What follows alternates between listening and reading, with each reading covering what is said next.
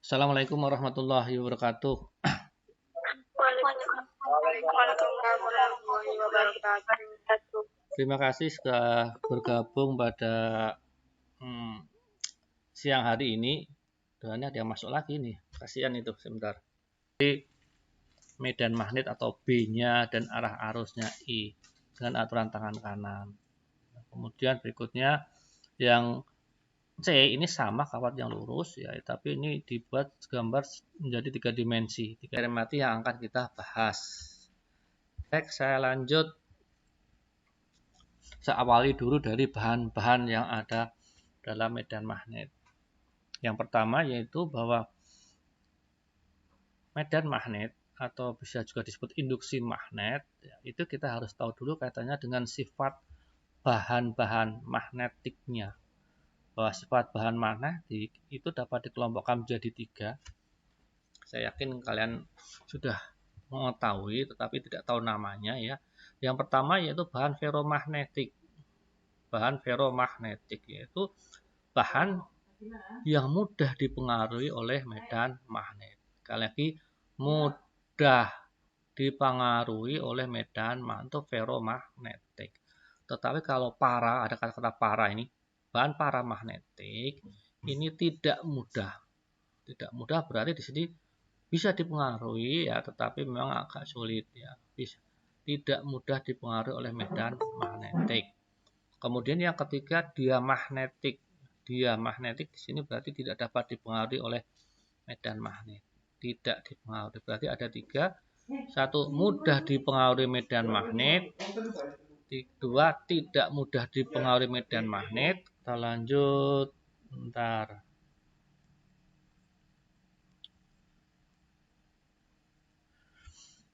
Nah, sekarang kesimpulan yang bisa kita ambil dari Ørsted. Medan magnet di titik P ini, medan magnet di titik P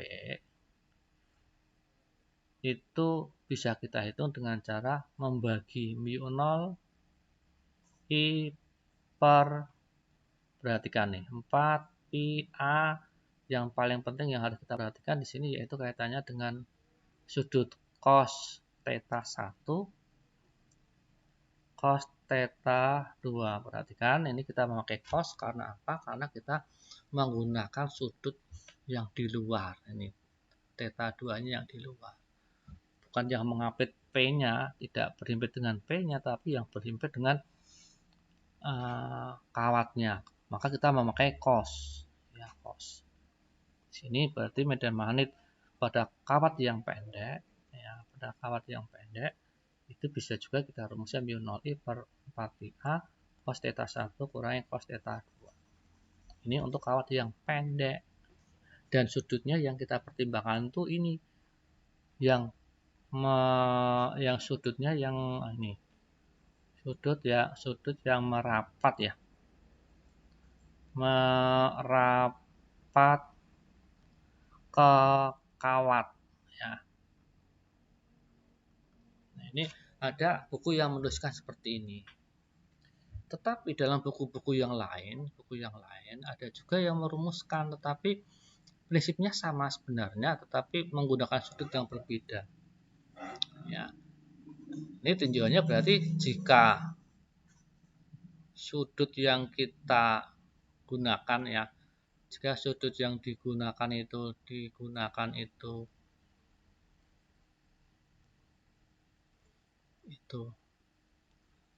pada titik P ya, titik P. Maksudnya di sini yaitu titik yang kita hitung nilai, titik yang nilai kita hitung ya, hitung bukan berhimpit dengan kawatnya ya. Maka rumusnya itu hampir sama sebenarnya. P itu sama dengan mu0 I per 4 pi A. Perhatikan ini sudutnya, kita memakai sudut yang ada di sini nih. Nah ini sudut theta 1. Nah ini sudut theta 2. Nah Kalau kita menggunakan sudut yang berhimpit dengan titik yang kita hitung nilainya, maka kita pakai sin, maaf. Pakai sin. Sin apa? Sin theta 1 plus, berarti kan sin theta 2. Ini sama ya. Sehingga bisa kita simpulkan jika kita disuruh menghitung medan magnet di titik P yang kawatnya itu pendek dengan dibatasi sudut theta 1 dan theta 2, kalau batasnya itu berhimpit dengan kawat, ini theta 1 dan theta 2 berhimpit dengan kawat, ini kan kawatnya ini, pakai cos theta 1 kurangi theta 2. Tetapi kalau sudutnya yang kita gunakan itu yang berhimpit dengan titik P atau titik yang kita hitung medan magnetnya, maka pakai sin tapi plus. Saya lanjutkan. Nah, ini salah satu buku yang saya utarakan tadi ya. Nah, ini untuk kawat yang pendek. Untuk kawat yang pendek itu bisa kita hitung rumusnya mu 0 I per 2 pi A dalam kurung sin alfa 1 plus sin alfa 2 ya. Kalau di sini tadi saya mengatakan theta ya, tetapi ini sama saja karena mewakili sudut ini. Perhatikan ini. Ini sudutnya ini. Nah, ini sudutnya. Ini alfa 1 ya. Sama dengan yang tadi yang saya jelaskan kan. Ini alfa 2. Kalau memakai yang di dalam ini pakai sin plus. Kawat pendek. Ini yang paling penting ini. Nah, kalau untuk kawat yang panjang, langsung saja ini ya. Sebenarnya ini ada uraiannya ini. Kita mu 0 I per 2 pi A. Berarti kan ini merupakan medan magnet untuk kawat lurus. Ya, berarus, tetapi kalau lurus ini kawat lurus pendek ya. Ya, ini kawat lurus yang panjang.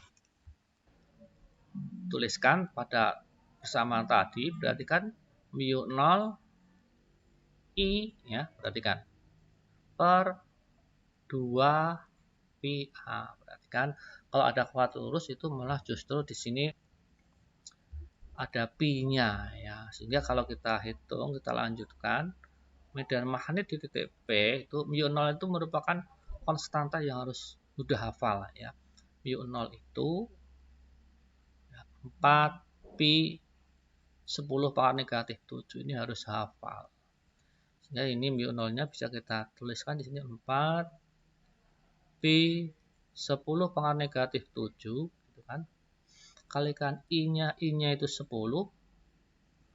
Kemudian dibagi dengan 2 pi A. A-nya perhatikan.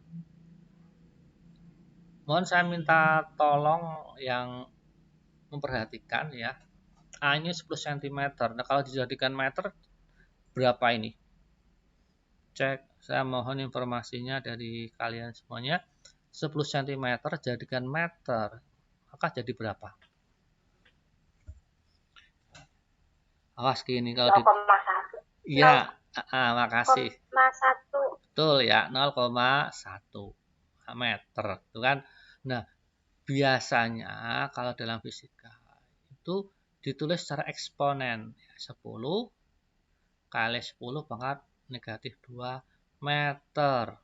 Nih, 10-nya tetap ditulis 10. Nah, sentimeternya itu per 100 menjadi seperti ini. Atau bisa juga kita tulis menjadi 10 pangkat min 1.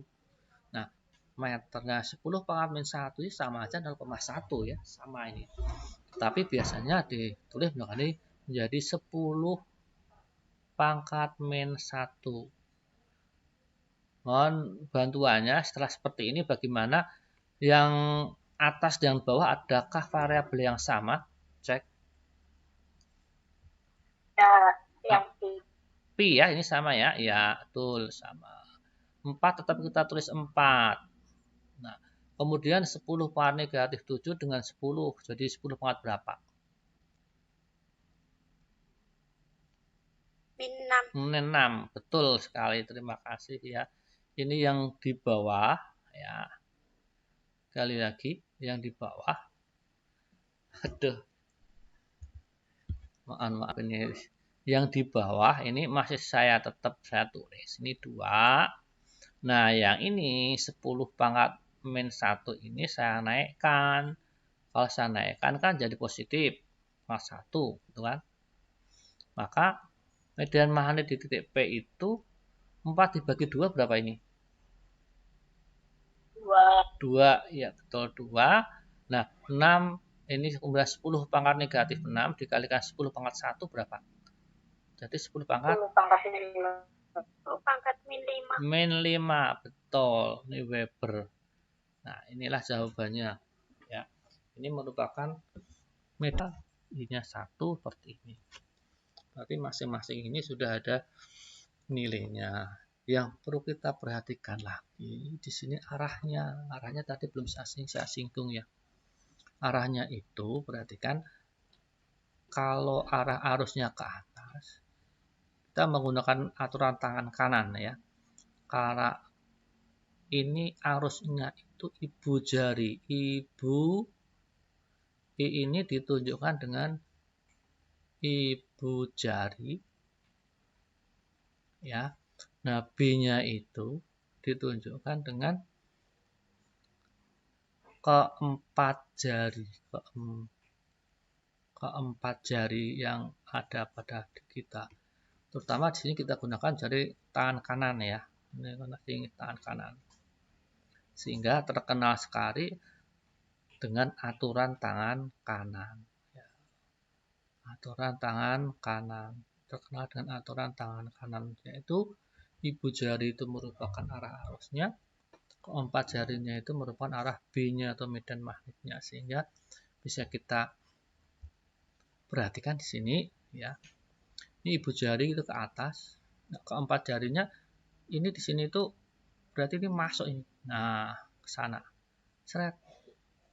Ini merupakan medan magnet yang karena A. Berarti ini masuk.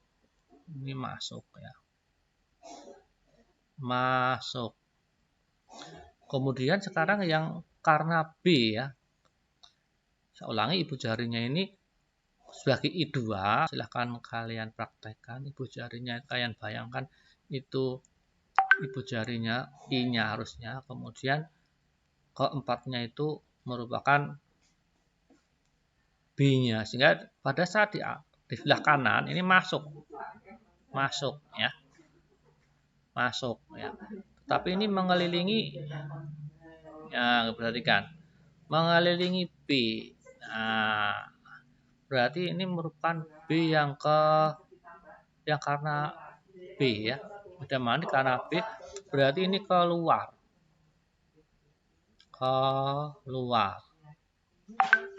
Berarti di sini arahnya berlawanan ya, keluar. Sehingga kalau kita lanjutkan saja nanti medan magnet di P ya.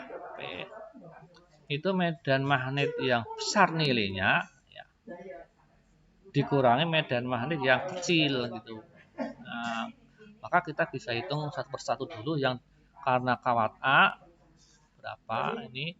Pi0 4 pi 10 pangkat negatif 7. Nah, kemudian I-nya itu 20. Nah, dibagi 2 pi A. A-nya berapa tadi?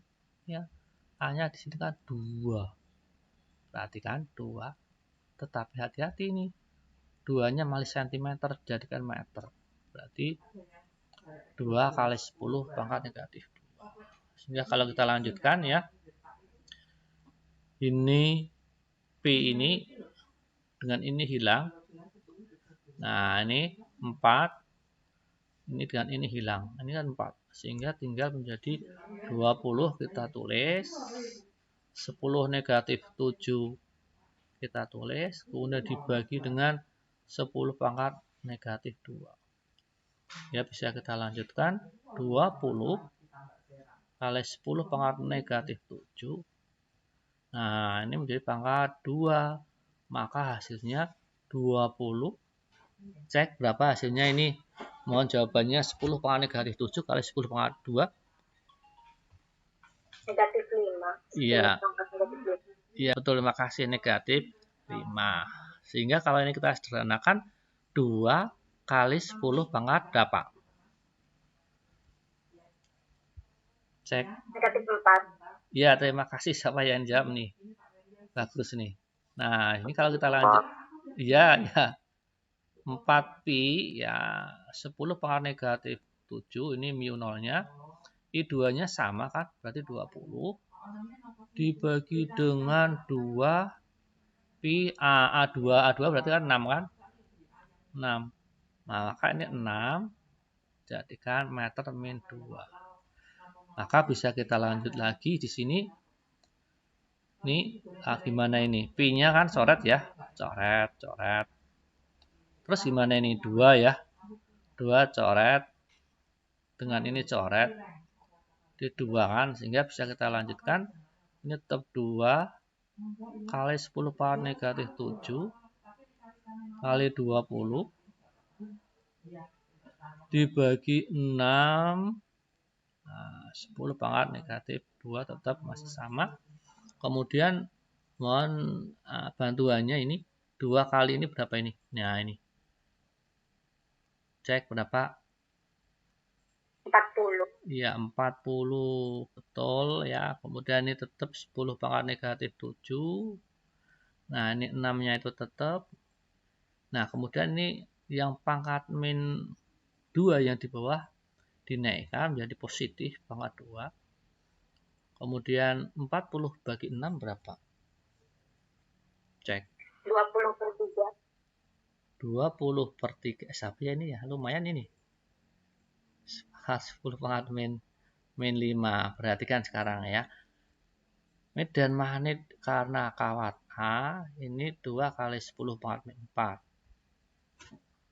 Nah, sekarang yang karena kawat B ya, kawat B. Berarti berapa ini? Nah, atau bisa kita tulis 2 per 3 ya. Kali 10 pangkat berapa ya? Negatif 4. Min 4. Nah, karena ini pangkatnya sudah sama ya. Sudah sama min 4 dengan min 4 ini, maka bisa kita lanjut di sini. Nah, medan magnet yang besar itu otomatis di sini nilainya yang 2 kali 10 pangkat min 8,3. berapa nok? Nok berapa? Woi. Perhatikan, ini yang kecil ya, saya tulis di 2 per 3 kali 10 pangkat min 4. Maka ini bisa kita hitung ya, 10 pangkat min 4 itu kita keluarkan kan. Maka 8,3. Oh, 8,3. Saya mah belum ngitung itu. Sebentar ya. Kita cek ya, benar enggak. Nah, bisa saya tuliskan 2 kurangi 2 per 3 kali 10 pangkat min 4. Kalau kita pengen ke pecahan, maka bisa juga kita tulis menjadi 6. Maaf, ini kok saya gini kan. Per 3. Ya, 2 per 3. Biar panjang ini ya, teori matematikanya biar ketahuan ini. Nah, ini menjadi 4 per 3. Berapa ya? Tadi ada yang sudah ngitung berapa hasilnya? 1,3. 1,333 ya. 33 terus ya. Nah, kita ambil yang 2 desimal saja. 1,33. Cek selesai. Ada pertanyaan? Ada pertanyaan tidak? Cek. Maka medan magnet di O ya. Medan magnet di O itu rumusnya mu 0 I per 2A. Nah, sama dengan ini. Ini saya langsung aja ini. Ini kawat yang yang melingkar. Nah, saya ke materi ini lagi ya. Nah, jika sekarang itu bentuknya seperti ini, cek. Bentar ya, ini saya gambarkan. Nah, bentuknya seperti ini ya. ini titik O ya. Nah, ini jari-jarinya A. Nah, kalau dialiri arus I ya, maka rumusnya gimana ini? Cek. Seperempat bukan sih, Pak? Iya, seperempat. Betul, berarti gambar saya betul ya. B itu sama dengan seperempat. Rumus awalnya kan ini, perhatikan. Pokoknya loh awal itu. 0 I per 2A. Sehingga B-nya itu 0 I per 8A. Sekali lagi, ini yang lingkaran penuh, ini yang setengah lingkaran, ini yang seperempat lingkaran. Nah, dari ketiga ini kalian kok bisa menyimpulkan ini setengah? Menghitung sekarang. Seperempat dari mana? Cek. Atau misalkan yang ini yang setengah ini tadi, yang setengah ini tadi ya. Ini bermula dari setengah lingkaran kan, ini setengah lingkaran berapa derajat? 180. Ya, 180 dibagi 360 ya berapa? Cek. Berapa? Setengah. Nah, aslinya kita bisa menggunakan itu. Oh iya, yang arah itu medan magnetnya ya. Sip, makasih ya pertanyaannya. Arah berarti kan ini arah ya. Arah medan magnet. Ya, arah medan magnet. Saya mulai dari yang awal tadi ya, dari kawat yang lurus. Nah, kalau ada kawat yang lurus seperti ini, ya, panjang, nah ini ada arusnya I dari bawah ke atas, ya, ini ibu jarinya. Nah, kemudian nih yang jari keempat-empatnya kan seperti ini. Nah, di sini tuh masuk itu simbolnya cross ya. Ini masuk. Kemudian ini ke dalam, kemudian di sini keluar lah, ini keluar. Nah, ini arah dari B ya, kawat yang lurus. Dengan catatan ini arah-arusnya ke atas. Perhatikan, arus-arusnya ke atas. Bagaimana kalau dibalik sekarang? Kita gambar saja ini. Dari atas ke bawah ya. I-nya perhatikan, maka ibu jari kamu itu kamu balik gitu. Ibu jarinya arah arusnya balik ke bawah itu. Bawah. Berarti masuk di sini, masuk ini. Di sini masuk. Berarti akhirnya arahnya ke sini nih. Sana. Ini masuk, B-nya masuk ya. Nah, ini masuk ke dalam. Nah, sampai sini keluar. Ini keluar. Itu untuk kawat yang lurus. Ke Ibu aturan tangan kanan. Nah, sekarang bagaimana kalau yang kawat yang melingkar yang tadi kita bahas ya. Untuk yang kawat melingkar ya, saya gambarnya dimensinya miring saja ya, kalau lurus sulit. Berarti ini. Nah, lingkarannya saya buat gambar seperti ini. Nah, ini kawatnya ya.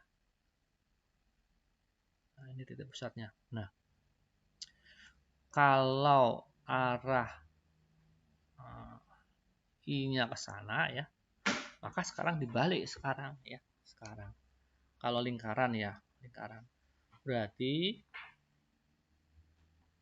4 jarinya, 4 jari itu arah arus.